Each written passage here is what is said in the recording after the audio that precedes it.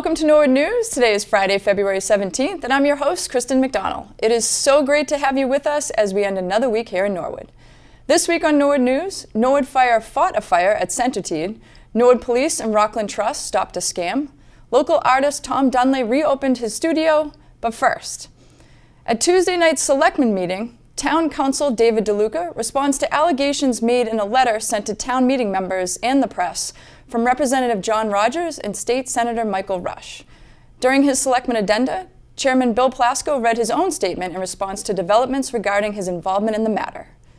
To hear their responses and to watch the entire meeting in full, you can find it, as always, on our video on demand or the NCM government channel.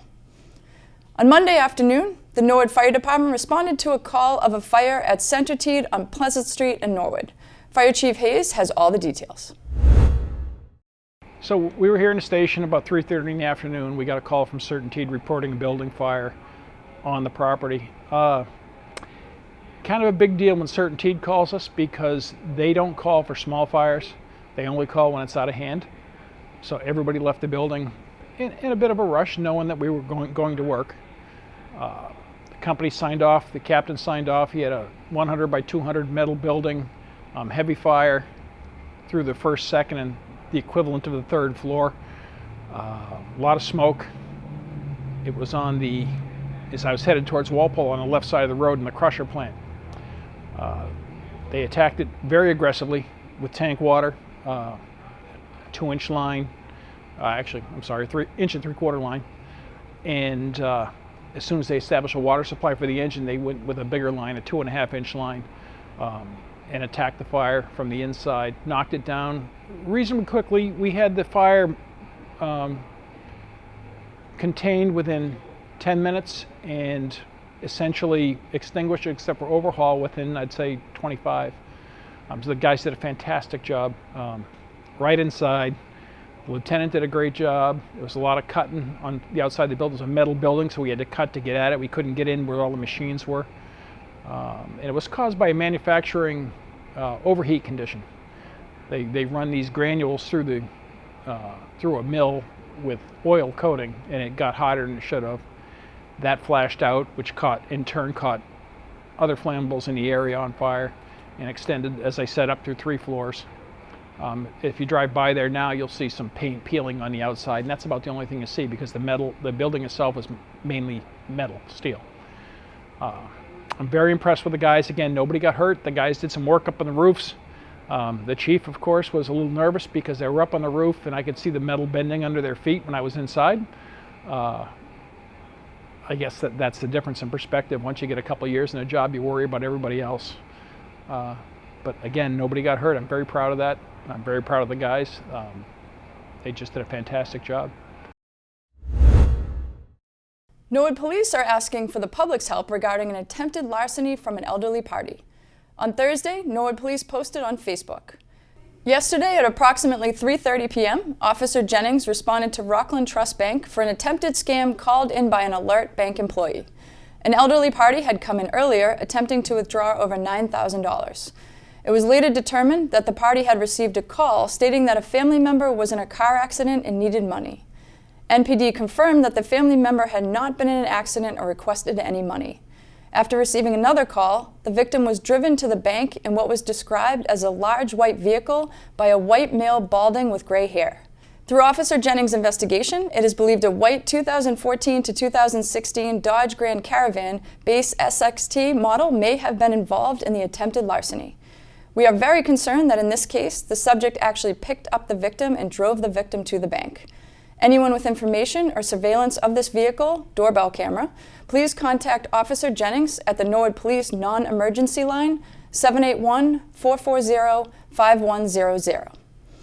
Please be aware of these grandparent scams, which typically involve the victim receiving a call from someone posing as a family member, usually a grandchild.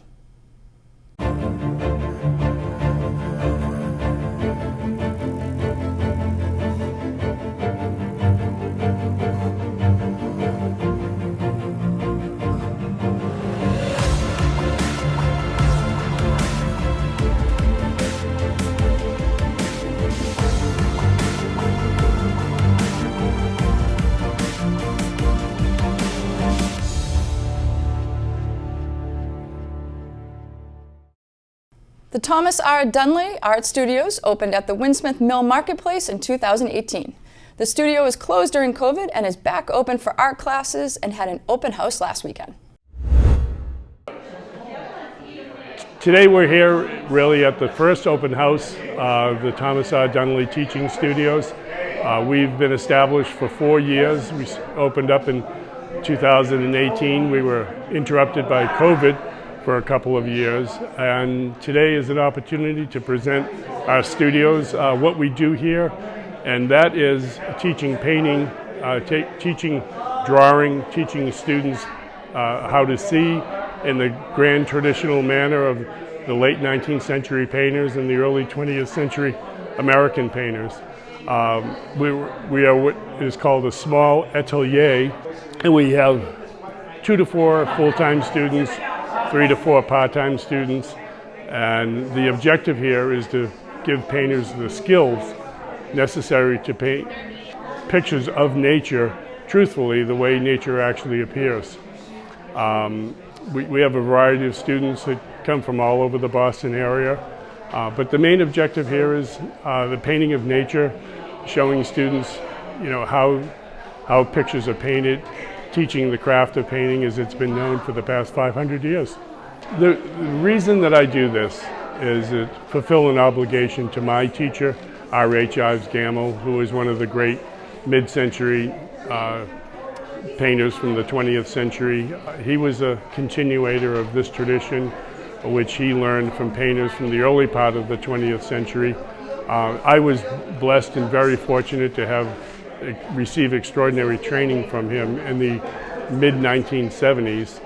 I've been blessed that I've been able to make a career of painting, and this is my way of paying it forward, training a new generation of painters who will hopefully at some point continue on with this same tradition. The people we hope to attract today, this weekend, at any time, are people who are interested in painting, but primarily the younger, talented student who is interested in pursuing a career in painting. Unfortunately, today's universities are not equipped to train painters how to paint portraits, how to paint landscapes, still lifes. Art is, in the institutional world, is very subjective, and there's really a sort of only one point of view that universities and colleges present today. But what I'm trying to do here is attract that young student who, if they do go off to college, the colleges oftentimes make an attempt to squash their interest in making things look like nature, in other words, making things look real. And what I'm hoping to do is, teach that type of student, help them develop their natural skills and abilities and talents, and go on to paint beautiful things, beautiful pictures, whether it's portraits, figures, landscapes, still lifes, all continuing in this grand tradition, not breaking it by breaking the chain of tradition, but by adding a new link to that tradition, keeping the past in mind, but doing something new and beautiful and different. To learn more about the Teaching Studio, visit thomasrdunleyworkshops.blogspot.com or email Tom at trdunley@gmail.com. On Tuesday morning, NCM talked with Police Chief Bill Brooks about the upcoming Youth Police Academy that the NPD runs for 2 sessions during the summer. Chief Brooks tells us who can attend, what happens during the academy, and when you can sign up. Hey, Chief Bill Brooks of the Norwood Police Department. Here we are in February, but believe it or not, we're already talking about the Summer Youth Academy that we run every summer for the kids. It's a great program where the kids not only enjoy hanging out with the police, but they'll learn a lot, and there's a lot of events during the week. So let me talk first of all about when it's going to be held and the sign up. It's going to be held, the first session will be the last week in July, and the second session will be the first week in August. Now this is confined only to students who are current 7th graders, and they'll be going into the 8th grade. And we restrict it to one particular grade group so that we don't get overlaps, that people don't go through it twice, and that everybody gets a chance to apply for it. And we put through about 30, sometimes more students in each session. So really everybody interested should have a chance. Now to sign up, you can go to our website at norwoodpolice.com and fill out an application and bring it to the station on one of the drop-off days, or if you just come to the station without an application, we'll have them there and you can sign up. And those sign-up days are Saturday, February 18th, and we'll have folks there from 8 in the morning until 11 in the morning, or you can come on Wednesday, March 1st, from 4 p.m. to 7 p.m. So the Youth Academy, if you're not familiar with it, it's a Monday through Friday program. The kids learn about crime scene processing. Detective Paul Ryan does a lot of the work on that, and he actually brings in criminalists from the Massachusetts State Police Crime Lab, and they not only talk to the kids about processing a crime scene, but then Paul sets up mock crime scenes around the building, and the kids have to go and process those scenes and then make presentations about them. So it's really quite a day.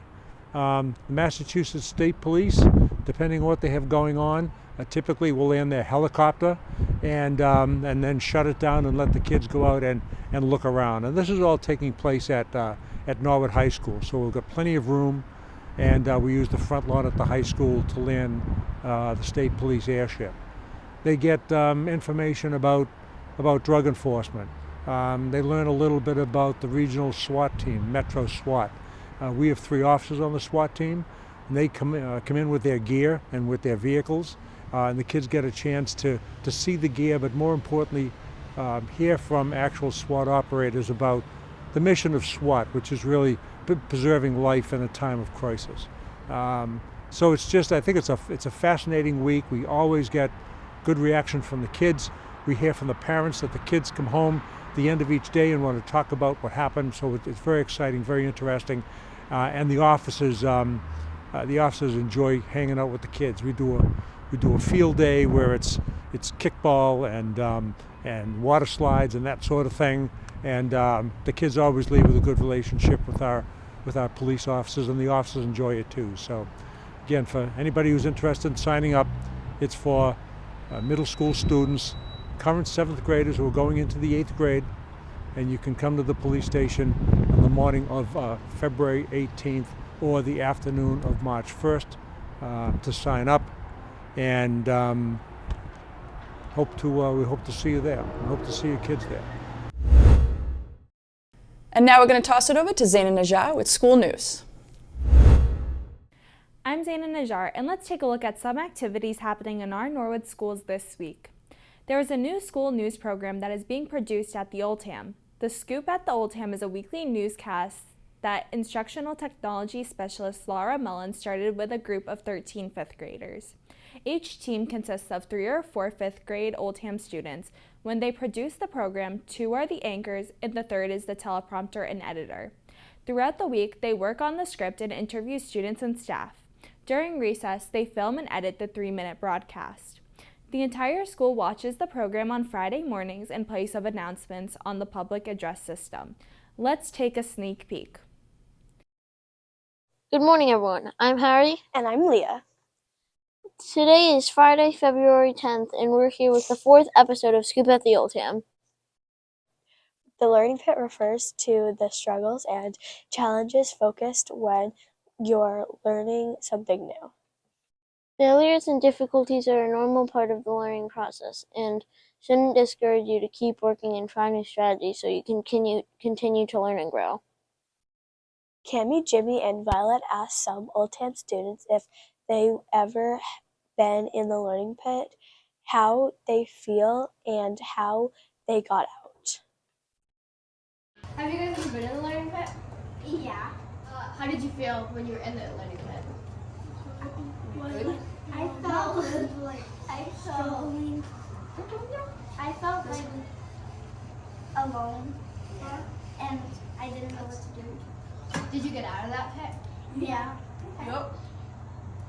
Have you ever been in the Learning Pit? Yes. Yeah. How did you feel in that? I felt like stressed. I felt stressed and like You felt like you didn't have. I felt like I was pressured. Stuck pressured. Yeah, You that's couldn't good. do it. Yeah. How did you climb your way out of the pit?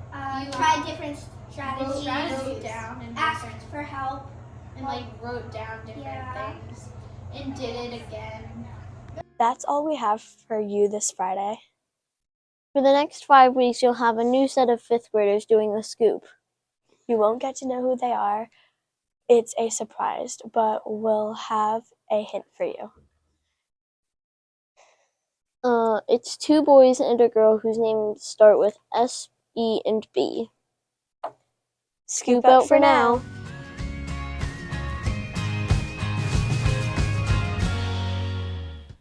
Great job, and now you'll be able to watch this newscast right here on NCM. The Scoop at the Oldham will air in between the regular NCM programming. It looks like the future of NHS TV is in good hands.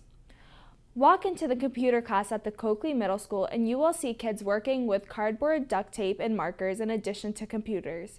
It's all part of Norwood's partnership with the Project Lead the Way PLTW. Our world is filled with technology, and these students are exploring how the world around us really works. Did you ever wonder how the doors at the grocery store know when to open? You are leaving the store with your hands full, and it's like magic. The doors open for you. Although it may seem like magic, it's technology at work.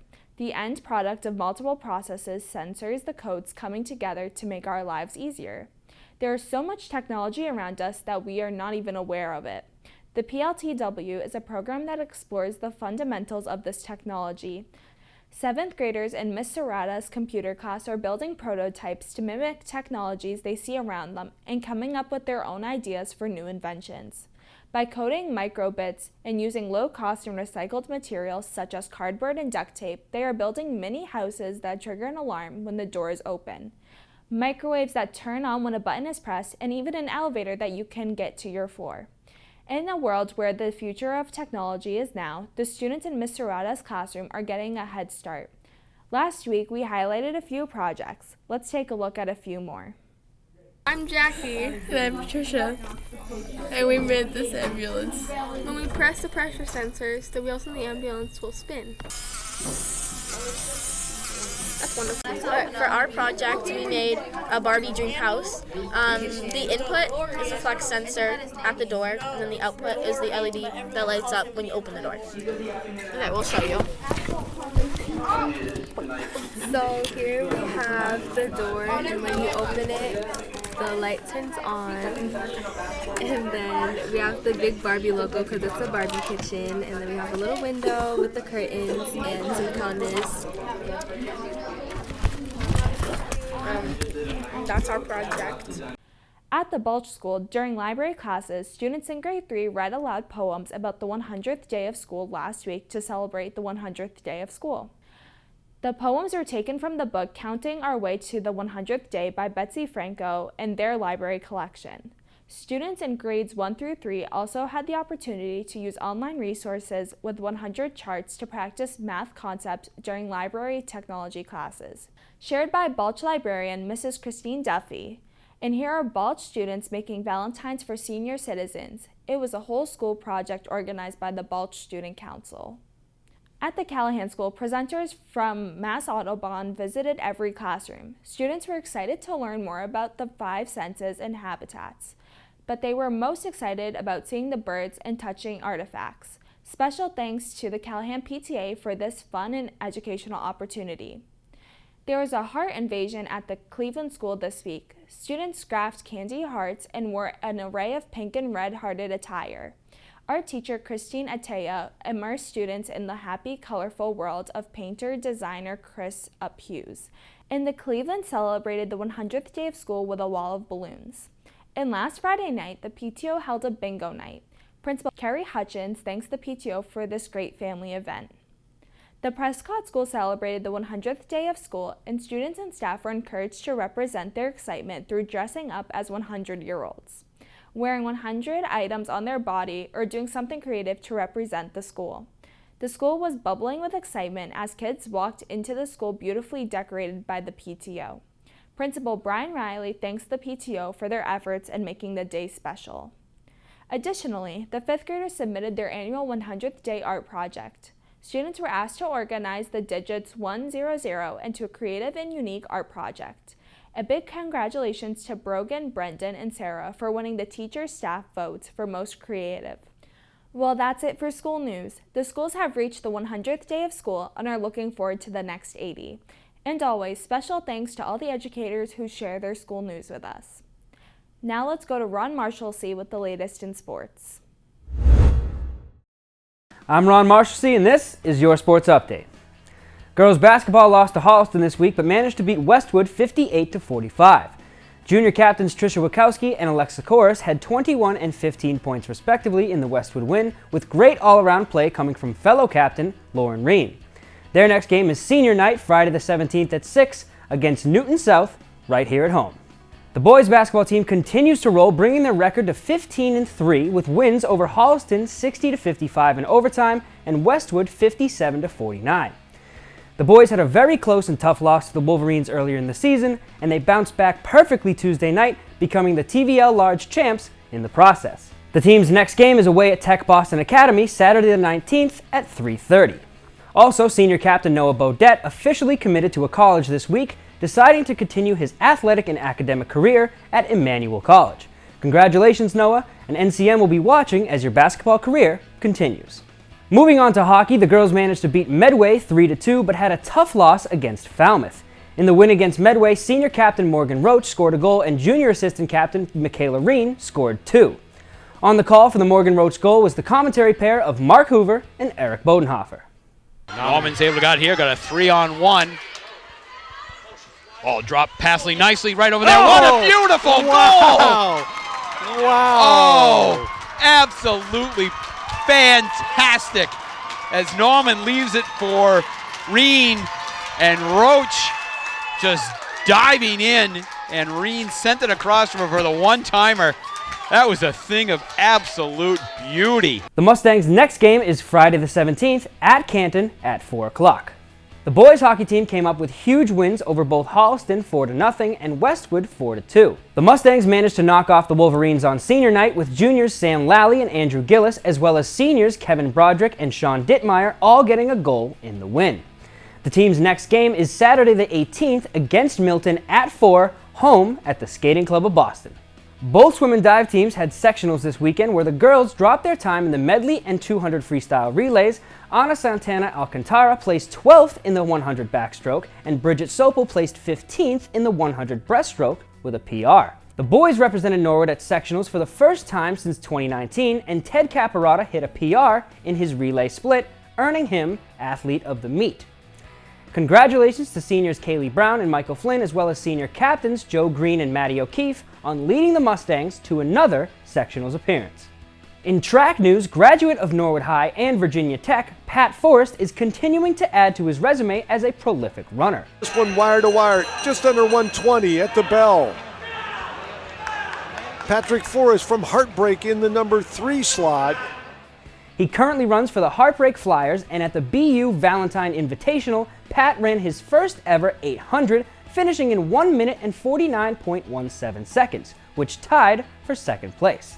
Congratulations to Pat, and we'll continue to keep watching him and other NHS graduates as they continue their athletic careers, all while keeping you up to date on Sports Update. As always, be sure to stay tuned to our community channel for rebroadcasts of games, or search for a specific game you'd like to watch right on our website.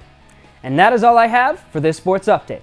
I'm Ron Marshalsea, and Norwood News will be right back after this break.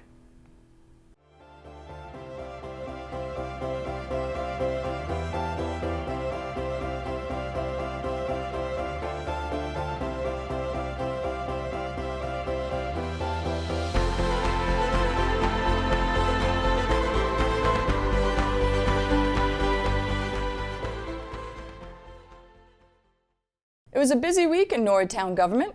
The Middle School Building Committee met at Town Hall Monday night, where AI3 engineer Justin Tebow discussed variances that will be brought to a hearing by the Massachusetts Access Board.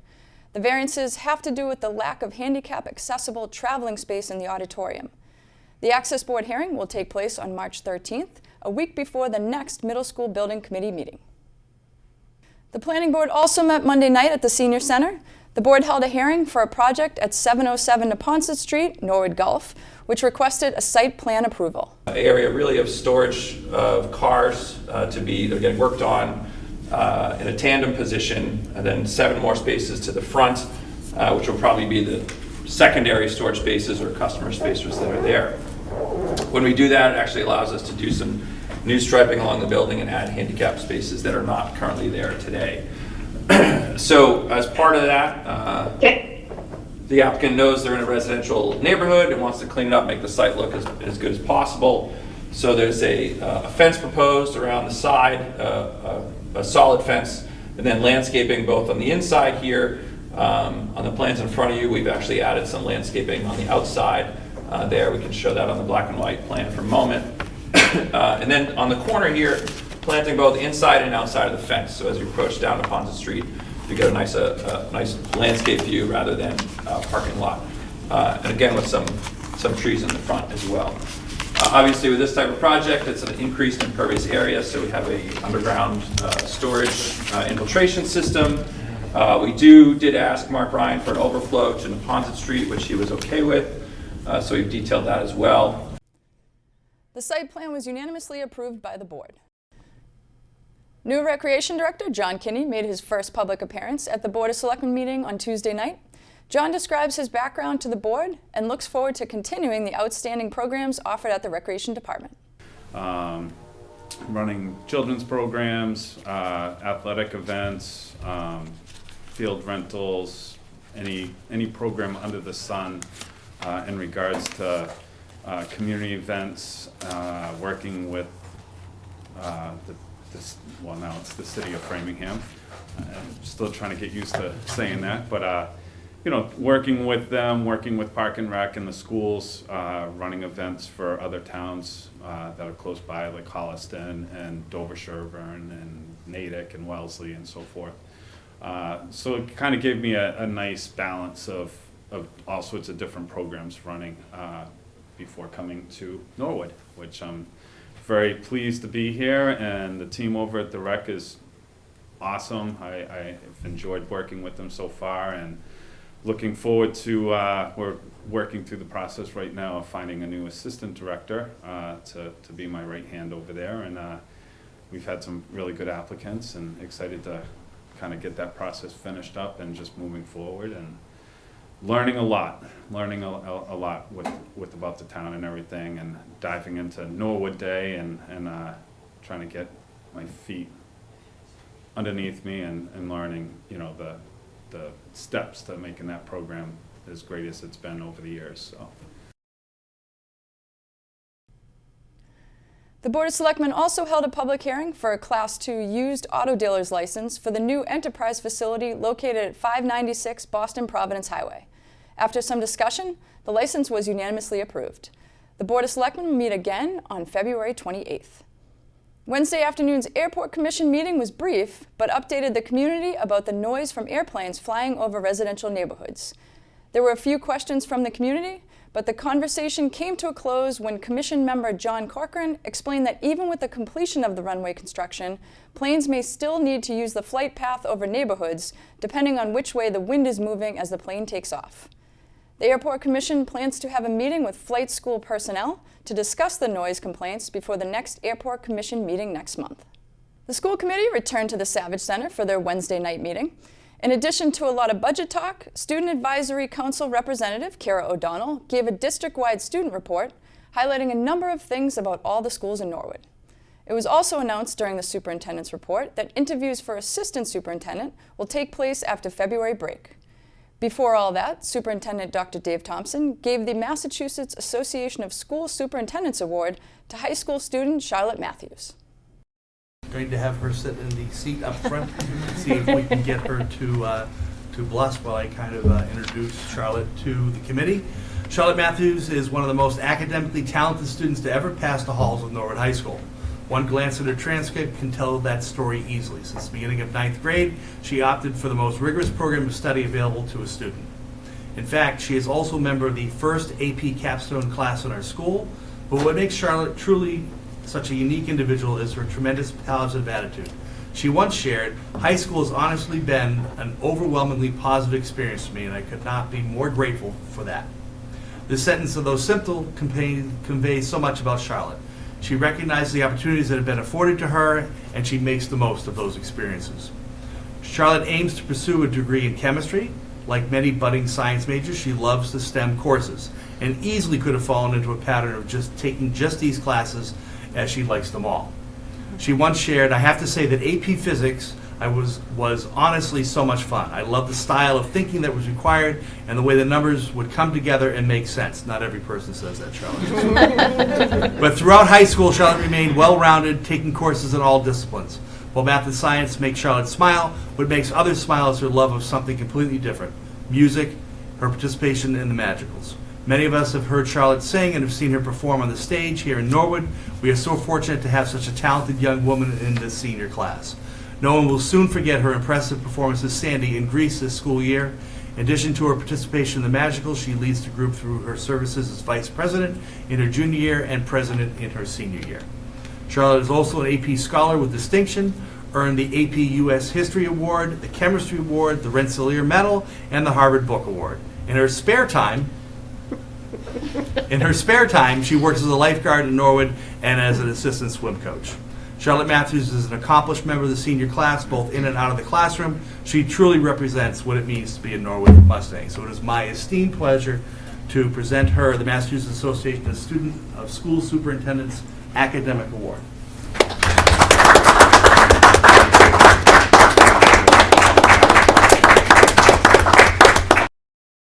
Finally, the Finance Commission will meet Thursday night, and NCM will update you on that next week. Well, after all that news, I'm sure you may be looking for a sweet, savory treat or a quick grab-and-go meal that you can cook at home. Chefin' in Eaton, located right here in Norwood Center, offers that and so much more. Let's take a look. Nestled between Vernon and Cottage Streets, Chefin' in Eaton is a quaint pâtissière. It lends a European flavor to Norwood Center. Nedith Wakina runs a small cafe. We serve European-inspired sweet and savory treats. We do sweet and savory pastries, savory plates, and we prepare frozen foods for people to take it home and chef in their own kitchen. So I would say some of our core offerings, we make amazing scones. That's saying that scones are dry, not here. They will change your life. We do awesome savory pastry. They're known as pâté, sort of cousin to empanadas or Jamaican patties. But we call them savory pastry because there are some people who are not familiar with it, and it kind of rounds out the sweet and savory offerings that we have. And those ones we do chicken, beef, spinach and cheese, eggplant caponata, and quite a spectrum of different flavors. And then we're known for our pies and pastries, mini pastry platters. We're a seasonal space. And so our menu, we have the core offerings, scones and so forth, but it adjusts according to what the season brings. To keep things fresh at Chefin' in Eaton, everything is baked and prepared in small batches. We're a small batch establishment, so we do things as they sell. We don't do big batches, we make them in small. If it sells out, like we just sold out of our cream puffs, someone bought all of them. So we just made a new batch of them, hand whipped cream. So it's nice to see people coming in and see familiar faces, and then they send their cousins, their friends, their best friends, and so forth here as well. So it's wonderful. Nedith loves the location of the cafe and is excited to be a part of the Norwood business community. It's great. Everyone here is very kind and very welcoming, and it's even though it's a lot of people, it feels like a very small, close-knit community, which is very nice. To learn more about Chefin' in Eaton, check them out on Facebook, Instagram, and Twitter, or visit their website at chefinindeaton.com. I would say our mission is to bring joy from our kitchen to your table. You know, our motto is, our specialty is we chef, you eat. Well, that's all for Norwood News. To stay up to date with Norwood Community Media, follow us on Facebook, Twitter, and Instagram. As always, thank you so much for watching. Have a great weekend.